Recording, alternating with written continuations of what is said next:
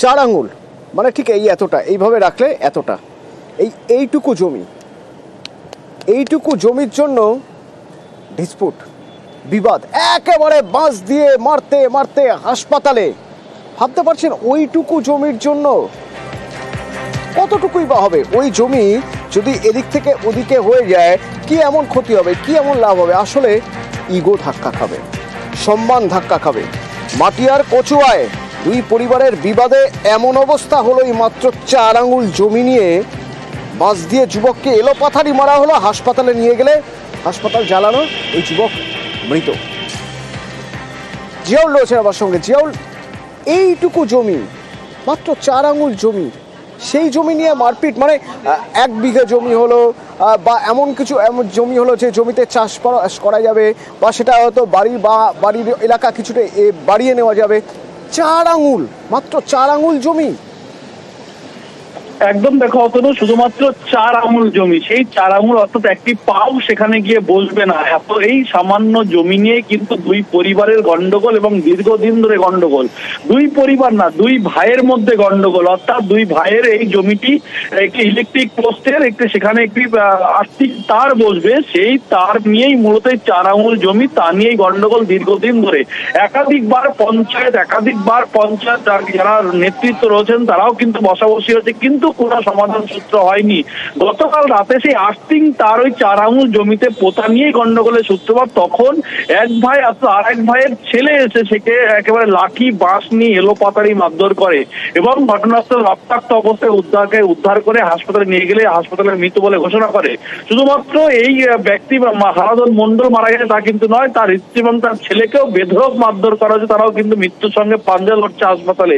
কিন্তু শুধুমাত্র এই 4 আঙুল জমি নিয়ে যেভাবে গন্ডগোল এবং যেভাবে খুন করা হলো, পিটিয়ে খুন করা হলো, ইতিমধ্যেই কিন্তু মাটিয়া থানায় অভিযোগের ভিত্তিতে এখনো পর্যন্ত 2 জনকে গ্রেপ্তার করেছে মাটিয়া থানার পুলিশ। কিন্তু মানুষ অবাক হচ্ছেন, তার কারণ শুধুমাত্র 4 আঙুল জমি, যেখানে একটি পাও বসবে না, সেই জমি নিয়ে দীর্ঘদিনের গন্ডগোল, এবং তা থেকে পিটিয়ে খুন করা হয়েছে হারাধন মন্ডলকে। ইতিমধ্যে 2 জনকে গ্রেপ্তার করেছে মাটিয়া থানার পুলিশ।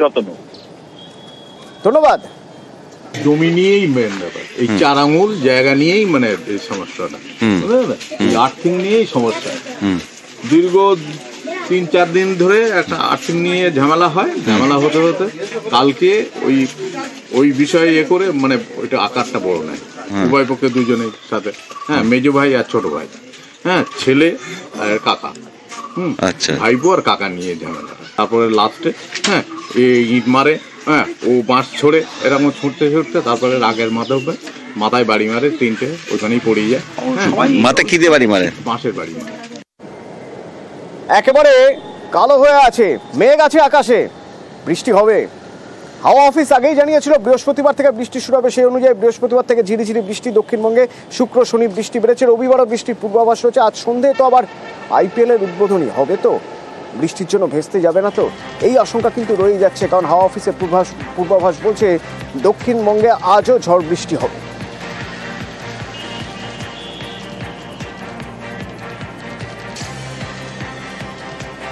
দক্ষিণবঙ্গের 7 জেলায় ঝড় বৃষ্টির সম্ভাবনা রয়ে যাচ্ছে। পূর্বাভাস যেমন রয়েছে, সেই পূর্বাভাস বলছে যে এই 7 জেলায় বৃষ্টি হবে, কোথাও কোথাও শিলাবৃষ্টিও হতে পারে, হতে পারে, সেই সম্ভাবনাও থেকে যাচ্ছে। 40 থেকে 60 কিলোমিটার বেগে ঝোড়ো হাওয়া বইবে। সেক্ষেত্রে ইডেনে IPL এর উদ্বোধনী অনুষ্ঠান ব্যাহত হতে পারে।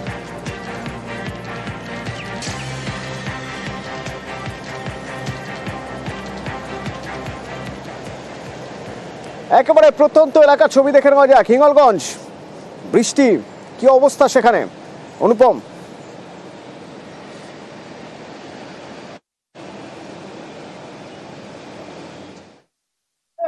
দেখো অতনু, একদম আবহাওয়ার দপ্তরের পূর্বাভাস অনুযায়ী আজ বৃহস্পতিবার, আজ শনিবার সকাল থেকেই কিন্তু বৃষ্টি শুরু হয়েছে, এবং কালো মেঘে ভরে গেছে এলাকা, এবং বৃষ্টি শুরু হয়েছে, সঙ্গে হালকা হাওয়া, এবং এক ধাক্কায় কিন্তু যে গরমের যে পারদ সেটা কিন্তু অনেকটাই কমেছে। এবং শুধু বসিরহাট, হিঙ্গলগঞ্জ, হাসনাবাদ, বাদুড়িয়া সহ একদম বিস্তীর্ণ এলাকা জুড়ে কিন্তু সকাল থেকেই বৃষ্টি হচ্ছে এবং কালো মেঘে ঢেকে রয়েছে এবং যত দিন বাড়ছে তত কিন্তু বৃষ্টি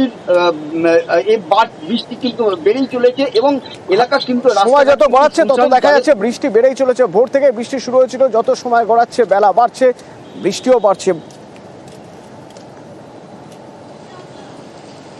আর এদিকে ডেবরা ছবিটা একবার দেখে নেওয়া যাক। দিগ্বিজয় রয়েছে আমার সঙ্গে। ডেবরাতেও বৃষ্টি হচ্ছে, যে দিগ্বিজয়ে বৃষ্টি হচ্ছে, মাঝখানে যা গরম পড়েছিল সেই তুলনায় যথেষ্ট ভালো ওয়েদার, কিন্তু তার মাঝেও একটু জেনে নিতে চাইবো আনাজ বা সবজি ফলন, সেই ফলন কোনোভাবে ব্যাহত হবে না তো যে পরিমাণ বৃষ্টি হচ্ছে?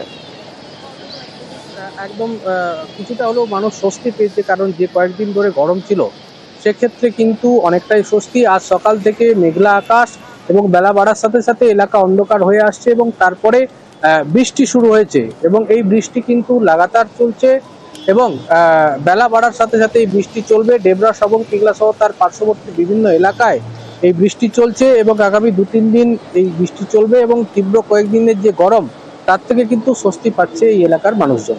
অতন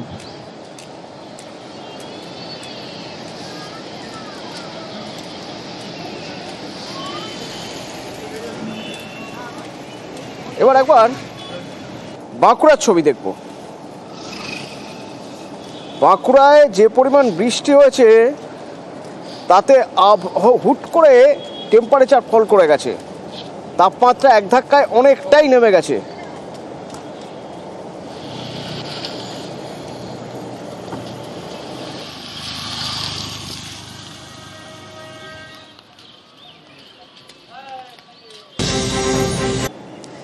তৃণমূল কর্মী সমর্থকরা ভোটার লিস্ট চেক করছে, স্ক্রুটিনি করা হচ্ছে। তো এই স্ক্রুটিনি করতে গিয়ে দেখা যাচ্ছে বনগাঁ দক্ষিণ বিধানসভায় 4 জন এমন ভোটার রয়েছেন যারা আসলে বাংলাদেশি।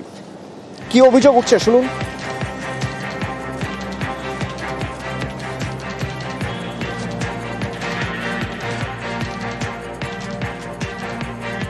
বৈরামপুর পঞ্চায়েতের বর্ধনবেড়িয়া গ্রাম 17 নম্বর পার্ট।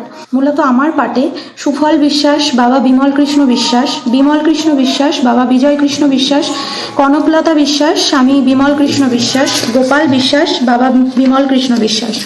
এনারা 4 জন বাংলাদেশের বাসিন্দা এবং বাংলাদেশের ভোটার। এখানেও ভোট রয়েছে তাদের, তারা ভোটের সময় আসে, ভোট দেয়, তারা আবার চলে যায়। বিমল কৃষ্ণ বিশ্বাস বাংলাদেশের পাসপোর্টে সে এখানে আছে। যে ফেক ভোটারগুলো আছে তাদের মধ্যে এই 4 জনকে মূলত আমরা পেয়েছি। নির্বাচন কমিশনের কাছে এটাই দৃষ্টি আকর্ষণ করছি, এই ফেক ভোটারগুলো যেন এখানে আর না থাকে।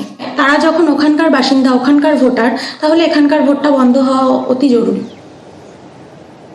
অনিরুদ্ধ রয়েছেন আমার সঙ্গে সরাসরি। অনিরুদ্ধ, তো গুরুতর, বাংলাদেশে শুধু ভোটের সময় আসে, ভোট দিয়ে চলে যান।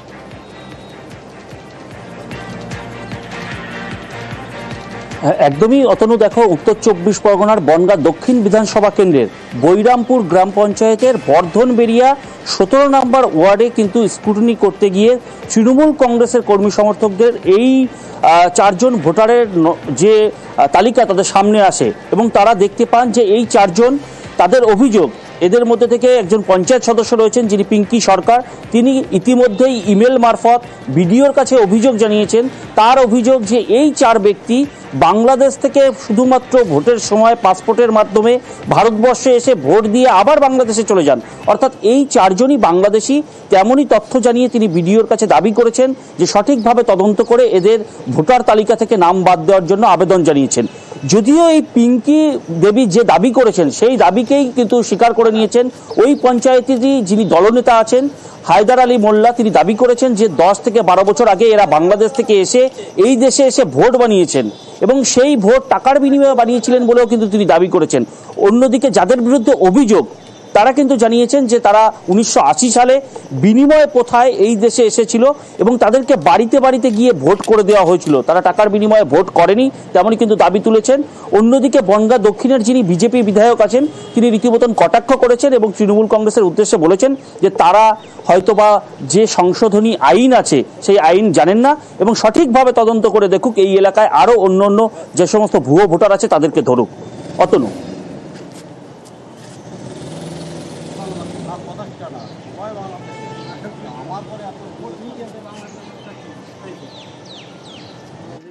এখন ভোটার কাজ আমার জানা মতে নেই, কিন্তু এখন যে অভিযোগ করেছে তাহলে সে জানে হয়তো। আমরা বিনিময় করে আসছি এখানে, এবার যদি বলেন যে এই ব্যাপার এখন সেটা তো আমার করার কিছু নেই। না, আমার এই দেশেই ভোটার। হ্যাঁ, এই দেশেই ভোট। কোন দেশ থেকে কোন দেশে এসেছিলেন? বাংলাদেশ থেকে ভারতে আসছি। বাংলাদেশ থেকে কবে এসেছিলেন আপনারা এই দেশে? 1980 সালে। বিনিময় করে আসছি এখানে আমার বাবা মাকে নিয়ে সবাইকে। তখন বাড়ি এসে যে ভোটার থেকে গেছে, তখন থেকে ভোটার। আপনারা কবে এসেছেন এই দেশে? 1980 সালে আসছে। কোন দেশ থেকে? বাংলাদেশ থেকে।